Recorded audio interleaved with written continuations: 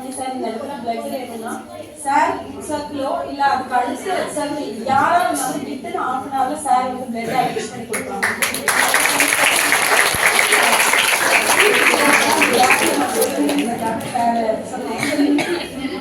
இந்த என்ஜிஓல நாங்க இல்ல பரவாயில்ல நான் அப்புறம் குடிச்சுக்கிறேன்.